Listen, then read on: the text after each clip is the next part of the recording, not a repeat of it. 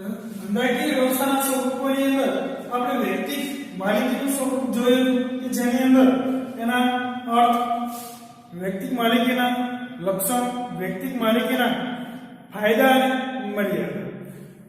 હવે પછી આપણે મહત્વનો ટોપિક છે હિન્દુ અવિભક્ત કુટુંબ, જે તમને પરીક્ષાની અંદર 3 ગુણની અંદર પૂછવામાં આવે છે કે હિન્દુ અવિભક્ત કુટુંબનો અર્થ આપી તેની લાક્ષણિકતાઓ જણાવો અથવા તો લક્ષણો જણાવો અથવા તો સમજાવો. આ પ્રશ્ન તમને 3 ગુણની અંદર પૂછવામાં આવે છે અને મોટા ભાગના પેપરોની અંદર આ પ્રશ્ન જોવા મળ્યો છે. એટલે આ મોસ્ટ આઈએમપી આપવા માટે બને છે. તો એનો પહેલા અર્થ જોઈએ કે ભારતની અંદર તમે જુઓ તો આપણે ત્યાં ધંધો એક વારસાગત રીતે પેઢી દર પેઢી આપવામાં આવે છે. વારસાગત કે આપણા મમ્મી પપ્પા જે ધંધો કરતા હોય એ ઘણીવાર આપણને વારસાની અંદર એ પ્રાપ્ત થાય છે. તો હિન્દુ કાયદા અનુસાર હિન્દુ અવિભક્ત કુટુંબ એટલે કે પેઢી અસ્તિત્વમાં આવે છે, એટલે કે એને માન્યતા મળેલી છે. આ પ્રકારની માન્યતા ફક્ત ભારત અને નેપાળ બે દેશની અંદર આ પ્રકારના ધંધાઓ અસ્તિત્વ ધરાવે છે. એટલે કે હિન્દુ અવિભક્ત કુટુંબ કે પેઢી અસ્તિત્વ ધરાવે છે નેપાળ અને ભારતની અંદર. આની અંદર તમે જુઓ તો પરિવારના બધા જ સભ્યો એ હિન્દુ અવિભક્ત કુટુંબ એટલે કે પેઢીના સભ્યો ગણાય છે. પણ આની અંદર મુખ્યત્વે જે ઘરના મુખ્ય વડીલો હોય, જેને આપણે આ ધંધાનું સંચાલન કરે છે, જેને આપણે કર્તા તરીકે ઓળખીએ છીએ, કે ધંધાની અંદર પરિવારના મુખ્ય સભ્ય એટલે કે મુખ્ય વડીલ હોય એ સભ્ય આનું સંચાલન કરે છે અને એની જવાબદારી એ અમર્યાદિત હોય છે. જ્યારે અન્ય સભ્યોની જવાબદારી તો કે બહુ ઓછી હોય, મર્યાદિત હોય, તો એનો ધંધાની અંદર એ લોકો લાભ લઈ શકે છે, તે કાયદો કરી શકે છે. પણ સંપૂર્ણ ધંધાનું સંચાલન એ કોણ કરે છે? કે મુખ્ય વડીલ, જેને આપણે કર્તા તરીકે ઓળખીએ છીએ. એટલે વડીલના હાથમાં બધા જ નિર્ણયો કોના હાથમાં હોય? તો કે વડીલના હાથમાં, કર્તાના હાથમાં. એ જ આખા ધંધાનું સંચાલન કરે છે, ધંધાના નિર્ણયો લે છે, ધંધાની અંદર મૂડીરોકાણ કરે છે, દરેક બાબત. તો એના કેટલાક લક્ષણો આવ્યા છે જોઈએ તો કે કાયદા દ્વારા કે હિન્દુ અવિભક્ત કુટુંબનો જે કાયદો છે એના દ્વારા એનું અસ્તિત્વ થયું છે. જ્યારે ભારતીય કાયદા પ્રમાણે એને માન્યતા મળી છે, એટલે એ કાયદા દ્વારા અસ્તિત્વ ધરાવે છે. બીજું એનું સંચાલન, તો કે પરિવારના મુખ્ય વડીલ વ્યક્તિ એ એનું સંચાલન કરે છે, એને આપણે કર્તા તરીકે ઓળખીએ છીએ. જો વડીલ વ્યક્તિ સંચાલન કરવાની ઈચ્છા ન ધરાવતો તો બહુ વધારે પડતા વૃદ્ધ થઈ ગયા હોય તો એવા સંજોગોની અંદર એના પછીના વ્યક્તિ એટલે કે એના પછીના જે વડીલ આવતા હોય એ ધંધાનું સંચાલન કરશે. ધંધાની અંદર તમામ નિર્ણય એ વ્યક્તિ લેશે. બીજું કે એના પછી જો તો સ્વતંત્ર કાર્યક્ષેત્ર કે ધંધાની અંદર સ્વતંત્ર કાર્યક્ષેત્ર કે જે કરતા છે એ સ્વતંત્ર છે, બધા જ નિર્ણયો એ લે છે. હા, પરિવારના સભ્યોની રાય લઈ શકે છે, પણ ધંધાને લગતા નિર્ણયોમાં એ સ્વતંત્ર છે. એના સભ્ય કે હિન્દુ અવિભક્ત કુટુંબની અંદર સભ્યપદ વ્યક્તિના જન્મની સાથે પ્રાપ્ત થાય છે, કે વ્યક્તિના જન્મ સાથે હિન્દુ અવિભક્ત કુટુંબની અંદર તમને એનું સભ્યપદ મળી જાય છે. આ પ્રશ્ન ઘણીવાર તમને એક ગુણની અંદર પૂછવામાં આવે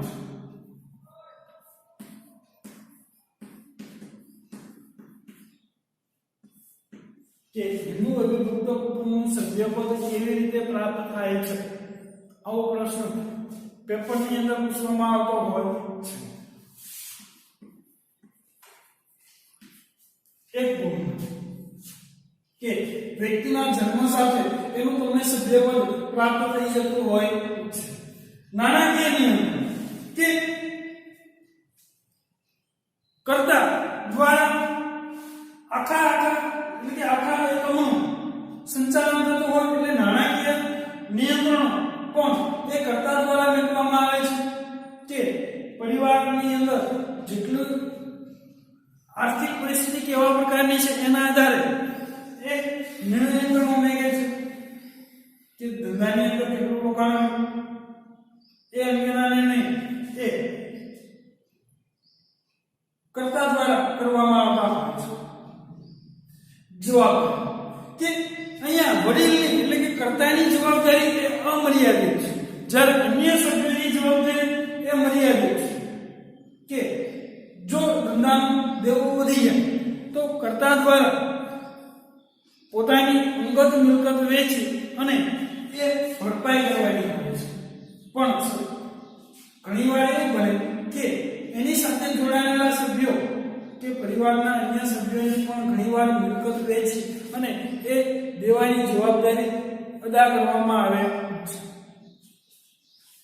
આયુષ્ય તો કે આ પ્રકારના ધંધાનું આયુષ્ય એ અન્ય ધંધાના પ્રકારો કરતાં ઘણીવાર લાંબુ હોય છે કે વારસદારને કે મુખ્ય વ્યક્તિનું મૃત્યુ થઈ જાય તો એના વારસદાર ને એ ધંધો આપવામાં આવે છે કે એ વ્યક્તિ નાદારી જાહેર કરે અથવા તો એનું મૃત્યુ થઈ જાય કે અન્ય કોઈ બાબત વૃદ્ધ થઈ જાય તો એના પછીની જે વડીલ વ્યક્તિ છે એને એ ધંધો ચલાવવાની પરવાનગી મળે છે એટલે કે એના પછીની વ્યક્તિ એ કર્તા બને છે એટલે આનું આયુષ્ય ઘણીવાર લાંબુ હોય છે અન્ય કે વ્યક્તિ મારેલી કરતા આનું આયુષ્ય લાંબુ બને છે મૂડી મેળવવાની મુશ્કેલી કે અહીંયા પરિવારના સભ્યોની મૂડીનો ઉપયોગ કરવાનો હોવાથી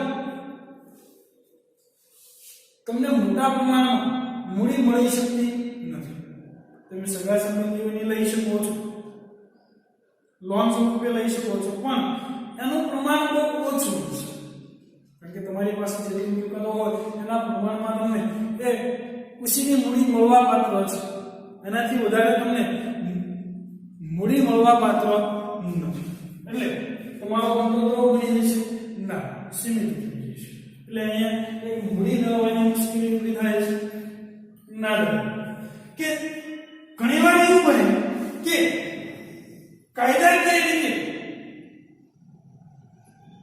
સરકાર દ્વારા અથવા કાયદાકીય રીતે નાદારી જાહેર કરી તો એવા સંજોગોમાં એની અસર ફક્ત ને ફક્ત પુખ્ત વયના વ્યક્તિઓને થઈ શકે છે કારણ કે કાયદા દ્વારા સગીર વ્યક્તિને કોઈ પણ પ્રકારનો દંડ કે સજા થઈ શકતી નથી ફક્ત ને ફક્ત પરિવારના જે વડીલ સભ્યો છે એને નાદારીના સમયે આ અસર થાય છે એને જ તમે કાનૂની જોગવાઈઓ પ્રમાણે સજા કરી શકો છો અથવા તો પરિવારના અન્ય સભ્યો જો ચૂકવણી માટે પેઢીના દરેક સભ્યોની હિસ્સો વાપરી શકાય છે કે વધારે પડતી ખોટ થઈ જવાને કારણે ઘણીવાર ધંધો નાદાર જાહેર કરવામાં આવે છે અથવા તો એ બંધ કરવાની આવે એવા સંજોગોમાં કર્તાની સંપત્તિ તો વપરાય છે પ્લસ એની સાથે જે સભ્યો જોડાયેલા છે એની સંપત્તિઓનો પણ આની અંદર હિસ્સો હોય છે એ પણ ઘણીવાર તમારે વેચવો પડે છે આ તો આપણું હિન્દુ અવિભક્ત કુટુંબ કે જેની અંદર એનો અર્થ અને લક્ષણ જે તમને 3 ગુણની અંદર પૂછવામાં આવે છે આ મોસ્ટ આઈએમપી પ્રશ્ન છે કેવો છે મોસ્ટ આઈએમપી પ્રશ્ન તો આપણે હિન્દુ અવિભક્ત કુટુંબ જોયું હવે ભાગીદારી તો વ્યક્તિ માલિકી અને હિન્દુ અવિભક્ત કુટુંબની અંદર ઘણી બધી મર્યાદાઓ રહેલી છે આ મર્યાદાઓને દૂર કરવા માટે ભાગીદારી પેટે અસ્તિત્વમાં આવી છે કે ભાગીદારી અસ્તિત્વમાં આવી છે કારણ કે જેમ જેમ ધંધાનો વિકાસ થતો ગયો આર્થિક પ્રવૃત્તિઓનો વિકાસ થતો ગયો એમ મોટા પાયા પર મૂડીની જરૂરિયાતો ઊભી થઈ આ મૂડીની જરૂરિયાતોને પૂરી કરવા માટે ખાસ તો ભાગીદારી વધારે અનુકૂળ છે કારણ કે બધા જ ભાગીદારો થોડી મૂડી એકઠી કરી અને ધંધો ચલાવે તો આનાથી મોટા પ્રમાણમાં મૂડી પ્રાપ્ત થાય છે કારણ કે ધંધાના બધા જ ભાગીદાર મૂડી લાવે છે. આ મોટો ફાયદો છે. એટલે ભાગીદારી પેઢીની અંદર તમે જો તો 1932 ના કાયદા મુજબ કે ભાગીદારી કાયદા પ્રમાણે એને માન્યતા મળી છે. એક કરતા વધારે વ્યક્તિઓ ભેગા મળી અને સરકાર દ્વારા કોઈ પણ માન્ય અથવા તો કાયદા દ્વારા કોઈ પણ માન્ય ધંધો કરી શકે છે. 1932 ના કાયદા પ્રમાણે એની સ્થાપના થઈ શકે છે કે વ્યક્તિ બધા ભેગા મળી અને ધંધો ચલાવી શકે છે, એનું સંચાલન કરી શકે છે. તો એની કેટલીક લાક્ષણિકતાઓ આપણને આપી છે.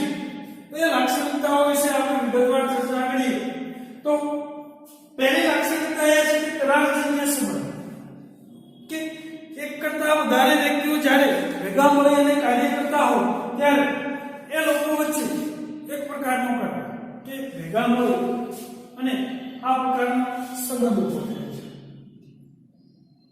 કે જે ધંધો કરવાનો છે તે ધંધા અંગે એક વ્યક્તિ, બે વ્યક્તિ, 5 વ્યક્તિ કે 10 વ્યક્તિ જે ભેગા થયા છે એ વચ્ચેનો કરાર. આનું અસ્તિત્વ કરારથી આવે છે કે કરારથી એકબીજા સાથે જોડાય છે. બીજી બાબત સ્થાપના વિધિ, કે આની સ્થાપના વિધિ બહુ સરળ છે. એક કરતા વધારે વ્યક્તિઓ ભેગા થાય અને આ પ્રકારની સ્થાપના કરી શકે છે. આની અંદર કાનૂની જોગવાઈ પ્રમાણે તમે એની સ્થાપના કરી શકો છો. એટલે બહુ કાનૂની અટપટી માહિતી આની અંદર હોતી નથી કે એના માટેની વિધિ બહુ સરળ છે. એટલે એની સ્થાપના વિધિ પણ કાનૂની જોગવાઈ પ્રમાણે સરળ રીતે અને ઝડપથી કરી શકાય છે. નોંધ કે ભાગીદારી પેઢીની નોંધણી કરાવવી ફરજિયાત નથી. ભાગીદારીની નોંધણી કરાવવી ફરજિયાત હોતી નથી, પણ હિતાવહ છે. ભવિષ્યમાં આવનારા પ્રશ્નો માટે હિતાવહ છે. કારણ કે ઘણી વાર એવા પ્રશ્નો ઉભા થાય છે કે કોઈ એક ભાગીદાર દ્વારા ધંધાનું સંચાલન કરવામાં આવતું અને ધંધાની અંદર મોટા પ્રમાણમાં ખોટ જાય ત્યારે દેવાની ચૂકવણી બાબતે પ્રશ્નો ઉભા થાય. તો એવા સંજોગોમાં જો નોંધણી કરાવેલી હોય તો એનો યોગ્ય તમને લાભ મળી શકે છે. બીજી બાબત ભાગીદારોની સંખ્યા. ભાગીદારોની સંખ્યાની અંદર તમે જુઓ તો બે વ્યક્તિ ભેગા મળી અને કોઈ પણ ધંધો ચલાવી શકે છે. પણ સરાફી પ્રકારની જો કોઈ પેઢી હોય તો એના માટે ઓછામાં ઓછા 2 અને વધુમાં વધુ 10 સભ્યો અને સામાન્ય પ્રકારની અંદર મોટે ભાગે વધુમાં વધુ 20 સભ્યો ભેગા મળી અને આ પ્રકારની ભાગીદારી દ્વારા ધંધો ચલાવી શકે છે. ઓછામાં ઓછા 2 સરાફી પ્રકારની હોય તો વધુમાં વધુ 10 અને અન્ય સામાન્ય પ્રકારની હોય તો વધુમાં વધુ 20 સભ્યો ભાગીદારી સ્વરૂપે જોડાઈ શકે છે. ઉદ્દેશ્ય કે આનો ઉદ્દેશ્ય મોટે ભાગે નફાના ઉદ્દેશ્યથી આ ભાગીદારો જોડાય છે. એ નફાના ઉદ્દેશ્યથી કામ કરે છે. હા, નફા સિવાયના ઉદ્દેશ્યથી જો ધંધાની અંદર કાર્ય કરવાનું થાય તો એ ભાગીદારી નથી. દાખલા તરીકે સામાજિક સેવા છે અથવા અન્ય કોઈ સેવા માટે ભેગા થાય તો એ ભાગીદારી પેઢી નથી અથવા તો ભાગીદારી નથી. એ સેવાના ઉદ્દેશ્યથી કામ કરતું નથી. ફક્ત ને ફક્ત કેવા ઉદ્દેશ્યથી કામ કરે છે તો કે નફાના ઉદ્દેશ્ય. એના વિશે મૂડી. ભાગીદારીની અંદર મૂડીનું પ્રમાણ વધારે હોય છે કે વ્યક્તિગત માલિકીની અંદર અને અવિભક્ત કુટુંબની અંદર જે મૂડીની મર્યાદા છે કે ત્યાં ઓછી મૂડી મળે છે, અહીંયા મૂડી વધારે મળે છે. પણ દરેક ભાગીદાર મૂડી આપશે એવું હોતું નથી કે બધા જ ભાગીદારો અંદર મૂડી કાઢે એવું નથી. એક કરાર પ્રમાણે જે તમે કરારો કર્યા છે એની અંદર જેટલા કરારો કર્યા એ પ્રમાણે દરેક ભાગીદાર એ મૂડી આપવી પડશે. પણ ઘણીવાર એવું બને કે એક ભાગીદાર એવો છે જેની પાસે કાર્યની ક્ષમતા બહુ ઓછી છે તો એ અંગેનું ધંધા અંગેનું જ્ઞાન નથી, તો એ વ્યક્તિના જ્ઞાનનો લાભ લેવા માટે એને મૂડીમાંથી બાકાત કરી શકાય છે. એ ધંધાના જ્ઞાનનો લાભ લેવા માટે ઘણીવાર એને મૂડીમાંથી બાકાત કરી શકાય, તો એ વ્યક્તિ મૂડી ન લાવતો પણ ચાલે છે. એટલે જે કરાર પ્રમાણે નક્કી કર્યું છે એ પ્રમાણે તમારે મૂડી લાવવાની હોવાથી અહીંયા તમને મોટા પ્રમાણમાં મૂડી પ્રાપ્ત થાય છે. વ્યક્તિગત માલિકી અને વિભાગ હુકમ કરતા અહીંયા તમને વધારે મૂડી પ્રાપ્ત થશે. સંચાલનની અંદર ભાગીદારો બધા સંયુક્ત રીતે સંચાલન કરી શકે છે અથવા તો કાયદા પ્રમાણે બધા વતી કે બધા ભાગીદારો વતી કોઈ એક વ્યક્તિ અથવા તો એક કરતા વધારે વ્યક્તિઓને તમે સંચાલન આપી શકો કે 5 ભાગીદારો છે તો 5 ભાગીદારો વતી કોઈ એક વ્યક્તિને સંચાલન સ્વરૂપે આપી શકાય. એક વ્યક્તિ અથવા તો 2 વ્યક્તિને 3 વ્યક્તિને અથવા તો 5 વ્યક્તિ ભેગા મળી અને એ ધંધો કરી શકે છે, એનું સંચાલન કરી શકે છે. અમર્યાદિત જવાબદારી કે અહીંયા જેટલા ભાગીદારો છે એ બધાની જવાબદારી અમર્યાદિત બને છે કે જો ધંધાનું દેવું વધી જાય તો ઘણીવાર ભાગીદારોએ પોતાની અંગત મિલકતો વેચી અને એ ધંધાની ખોટ છે અથવા તો જે દેવું છે એ ચૂકવવું પડે છે. પણ ઘણીવાર પ્રશ્ન એવો બને કે ભાગીદારની અંદર 5 સભ્યો હોય, કેટલા 5 સભ્યો, તો આ 5 સભ્યોમાંથી એક સભ્ય એવો નહીં હોય કે જેની આર્થિક પરિસ્થિતિ બહુ ખરાબ છે કે એના ભાગમાં આવતું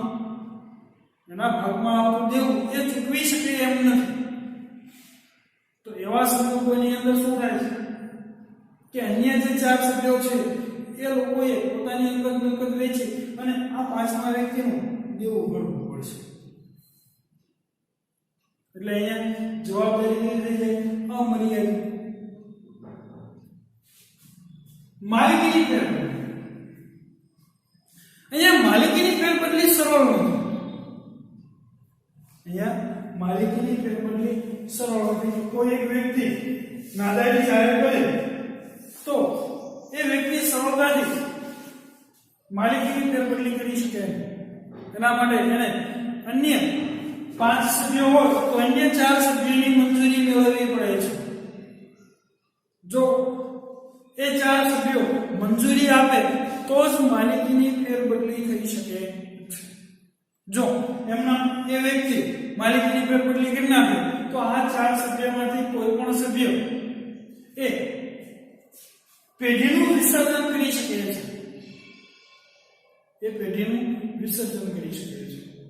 એટલે કે પેઢી બંધ કરાવી શકે છે.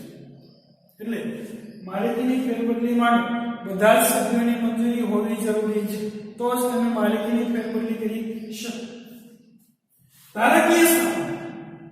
ધારકીય સ્થાપનાની અંદર તમે જુઓ તો મોટે ભાગે એવું જોવા મળે છે 1932 ના ધારા પ્રમાણે કે એના કાયદા પ્રમાણે ભાગીદારોની ફરજો,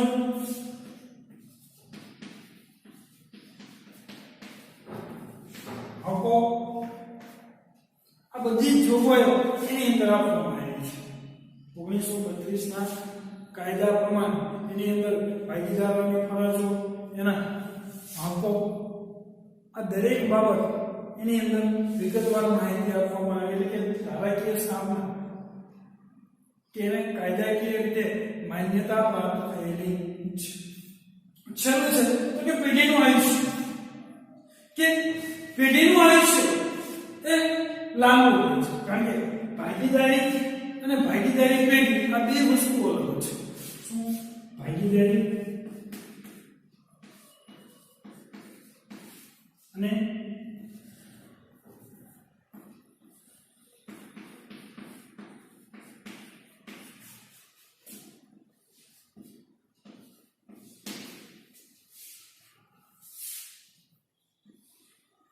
બંને અલગ છે. પરિણામ આનું આયુષ્ય લાંબુ છે કે કોઈ એક ભાગીદાર નાદાર જાહેર થાય તો એવા સંજોગોમાં એના વારસદાર અથવા તો નવા ભાગીદારને લાવી અને એ પેઢીનું આગળ ચલાવી શકાય છે. એટલે બંનેનું અસ્તિત્વ અલગ અલગ છે. તમે ખાનખુદાન જોવો તો એના ઘણા બધા પગ, એમાંથી કોઈ એક પગ ભાંગી જાય તો એને કઈ ફેર પડે તો કે ના. એવું જ અહીંયા છે. ભાગીદારી પેઢીની અંદર કોઈ એક સભ્ય જતો રહે તો પણ ભાગીદારી આગળ ચાલુ રહે છે. કારણ નવો ભાગીદાર લઈ આવો અથવા જે હયાત ભાગીદારો છે એ એને આગળ ચાલે. જે તે વ્યક્તિનો જે હિસ્સો છે એ હિસ્સો એ ભાગીદારને એના વારસદારને આપી દે એટલે એનું કામ કે 5 ભાગીદારો છે એમાં જે 20% ભાગ આવે છે તો આ 20% હિસ્સો જે ભાગીદાર મૃત્યુ પામ્યો છે અથવા તો નાદાર જાહેર થયો છે એ 20% હિસ્સો એના વારસદારને આપી દે એટલે એનો ભાગ એમાંથી નીકળી ગયો. બાકીના 4 ભાગીદારો 25% નો હિસ્સો ચાલુ રાખશે અથવા તો 20% નો બીજો ભાગીદાર લઈ આવો. આ પ્રમાણે એના મુખ્ય 11 લક્ષણો છે. ભાગીદારી પેઢીના 11 લક્ષણો એટલે કે ભાગીદારી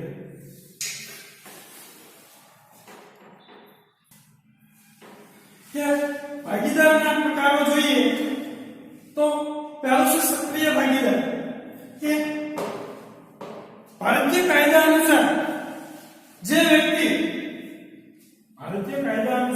વ્યક્તિ ધંધાની અંદર સક્રિય એટલે વ્યક્તિગત રીતે રસવાઈ અને એનું સંચાલન કરતો હોય તો એને આપણે સક્રિય ભાગીદાર તરીકે ઓળખીએ છીએ કે જે ધંધાની સંપૂર્ણ જવાબદારી ધરાવતો હોય છે કે એની કાર્યો અંગે એના તમામ કાર્યો આ વ્યક્તિ દ્વારા કરવામાં આવતા હોય છે.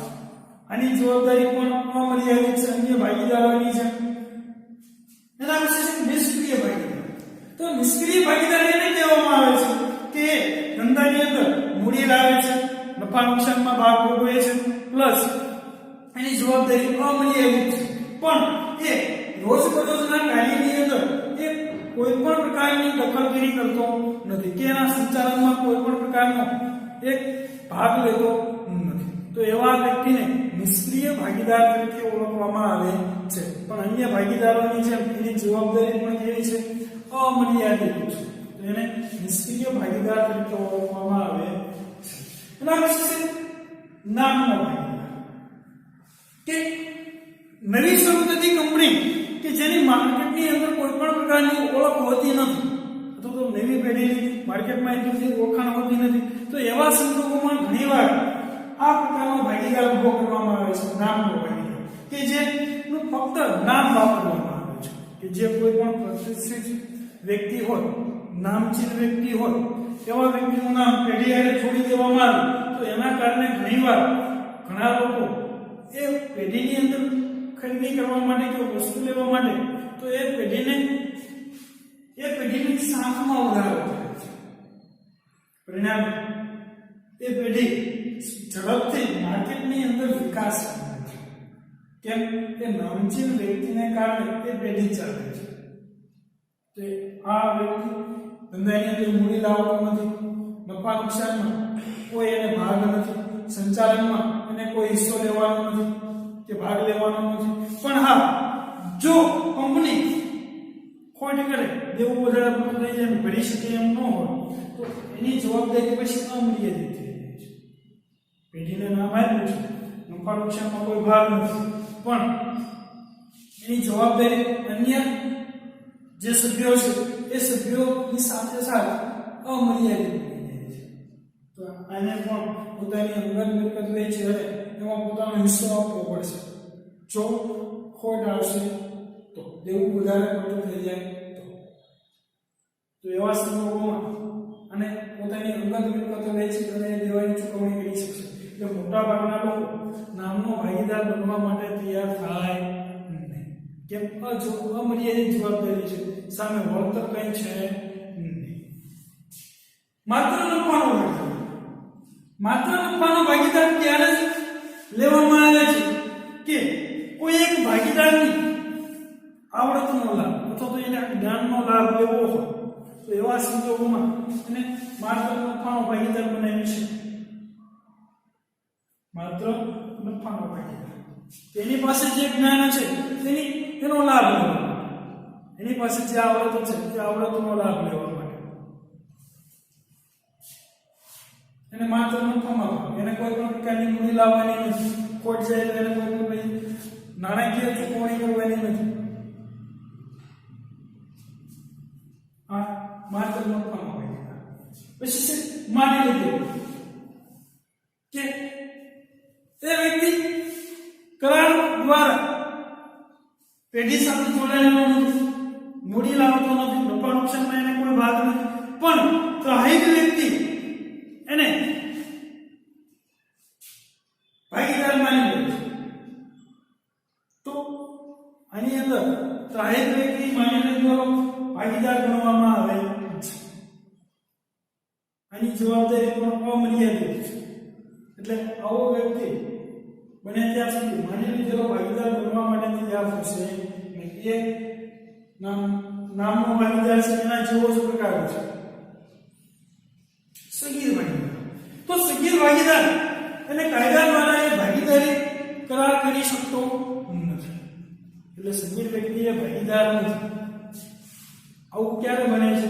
ખાસ કરીને જ્યારે તમારા જે સભ્યો ભાગીદાર છે એમાંથી કોઈ વ્યક્તિનું મૃત્યુ થઈ જાય તો ઘણીવાર સગીર વ્યક્તિને ભાગીદાર તરીકે લેવામાં આવે છે, પણ એ કોઈ પણ પ્રકારના કરાર કરી શકતો નથી અને કાયદા દ્વારા એને માન્યતા મળતી નથી. એ ભાગીદાર થઈ શકે નહીં. પણ એ જેવો પુખ્ત વયનો થાય પછી એ પોતાની ભાગીદારી નોંધાવી શકે તે પહેલા. એટલે સગીર ભાગીદાર એ ભાગીદારી નોંધાવી શકતો નથી, એ ભાગીદાર નથી. આ વિડિયોની અંદર આપણે હિન્દુ એ ભક્ત કુટુંબ, ભાગીદારી પેઢી, એનો અર્થ, એના લક્ષણો અને ભાગીદારીના પ્રકારોની ચર્ચા કરી. નેક્સ્ટ વિડિયોની અંદર આપણે ભાગીદારી પેઢીના ફાયદા અને મર્યાદાની વિગતવાર ચર્ચા જોઈશું કે ભાગીદારીથી કયા કયા ફાયદાઓ થાય છે અને એની કેટલી મર્યાદાઓ છે એની વિગતવાર આપણે માહિતી હવે પછીના વિડિયોની અંદર જોઈશું.